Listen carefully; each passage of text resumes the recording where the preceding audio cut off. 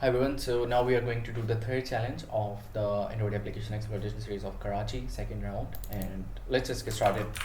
I'm going to start with static analysis of the file first, and then we are, hopefully we're not going to go to dynamic analysis because it takes some time to run the monitor and stuff, right? Wants that. Okay, so we're not going to go line by line, just understand the flow of the application. We have a button here and edit text field in which something is going to be printed, probably the flag text. And it is fetching something from the strings file, that is this flag variable. It is checking if counter is equal to 0, which is actually set to 0. It is going to create two files, write and write1.txt, write that to it, counter plus plus, and then it is going to continue. And then it is going to check if the file doesn't exist. It is going to get string extra, get intent flag. So I think it is just going to again print whatever is stored here. And then we have our first button being called over here. You can see that over here. So when you click that button in the application, it is going to call this method inside of it. I think around here, right? Yeah, around here. So in this method, it is checking if the file write.txt. No, it's just creating the file, I guess. And then over here, it is checking if the write1.txt file exists. It is going to exit the application. So what we have to do after the application starts, right, it is once it is done writing these files, all you have to do is delete write1.txt, and then the flow, this statement would get false, and then we'll fall back over here. Right, pretty simple when you're doing it dynamically. And I think I have done this dynamically in Lahore challenges, so if you want to, I'll just link the challenge in the description. You can see that how we can do it that way. Hopefully I did it dynamically, I guess. So these were pretty identical to Lahore challenges, but some tweaks and stuff. So yeah, pretty easy in my opinion. So we can see that once this doesn't happen, we have main activity starting a new activity, that is happy activity.class, and that happy activity is right here.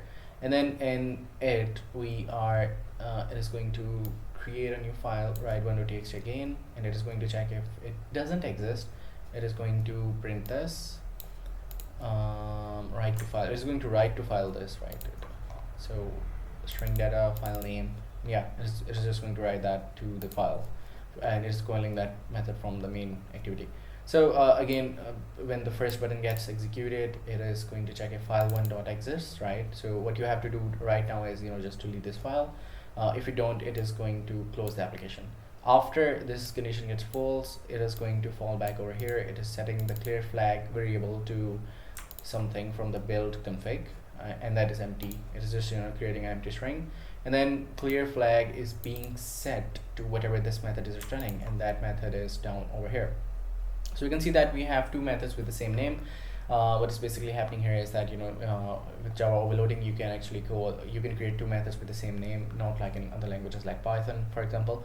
So how does Java differentiate it? It just checks the data type which is being passed along with the number of variables or parameters, sorry.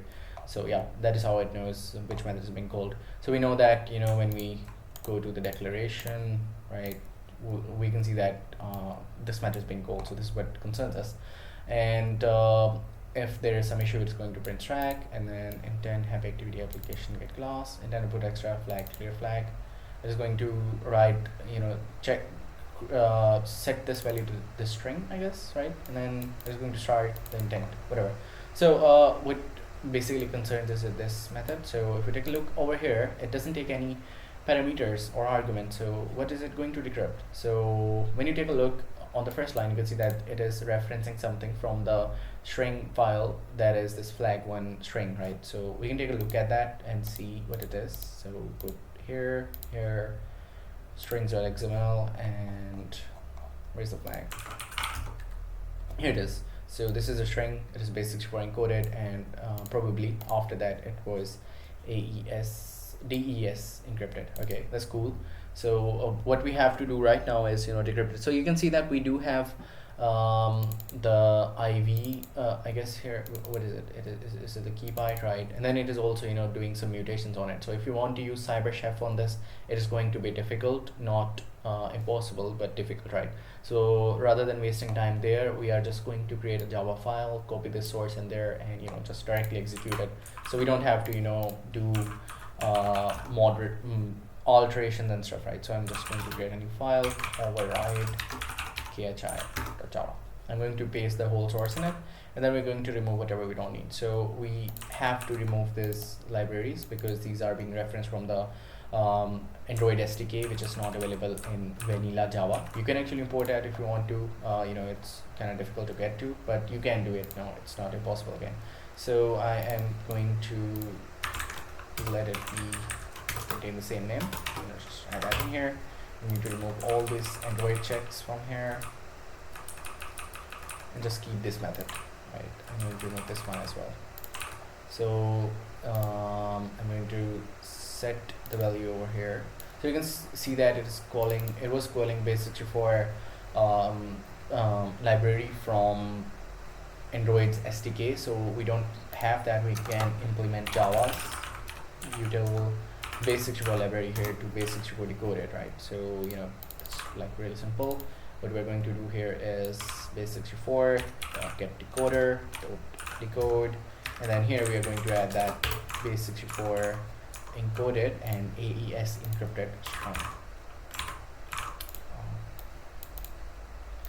I hate this. You can copy exactly whatever you want. Okay, there we go. So I don't think so we need to do anything in here. It is just going to return this. All we have to do is create a main function and print the data in it. So just add this static keyword here so we can actually reference it. Can we do that without it? Let's try. So just system.out.println, and there we go, right? Pretty simple. So let's remove this and see if we get the red line. We do, right? It says cannot make a reference to the non-static method from the static. So I think if we remove this, it'll work. Okay, I don't know Java, trust me, not at all. Just enough to read it, kinda. So you can see that an exception is being thrown over here, right? We need to catch this or this won't work. So we need to just do that and catch exception E. I think I remember it this time. I think it was print stack trace.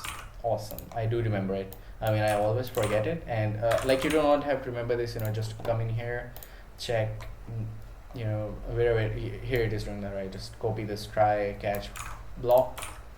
Exactly, it is calling this method as well, so you don't have to do anything. So just going to call this, and it says main method is not declared public static. Just do this, man. Just add this over here. There we go. And there we go. We got the first flag. Cool. And then we're going to move to second and third. So as you can see in the whole code over here, it is not referencing anything. No buttons for second and third. But you can see that there are these two files which are not being called anywhere in the application. As far as I've seen, right? There might be, because we're not opening the application anywhere, so there might be reference somewhere. So you can see that we are DES decrypting this string again, right? So just copy this one, paste that over here. This is actually a bad idea to modify right into the method. Or, you can maybe create. Actually, let's do that. Right? I'm going to pass a string here. That would be the flag, and then I'm going to call the flag on. Just copy that flag in here, right? And then I'm going to call here the flag, right? Okay, sorry. There we go, right? And then I'm going to call it 3 times because we are going to fetch the flag 3 times. So just copy this one. That one was the first flag. This is the second flag. And for the third one, we are going to take a look at here. So you can see that again here we have the third flag. You can actually take a look over here the conditions, but I wouldn't recommend that because I don't think so they are being referenced anywhere in the application. Just run the code, and there we go. We got the first, second, and third flag. Pretty easy. So yeah, that's it. Again, I think I did a dynamic analysis of this maybe in the Lahore challenges, since they were kind of identical. I will link that in the description if I did. So yeah, that's it. Thank you very much. See you in the next one.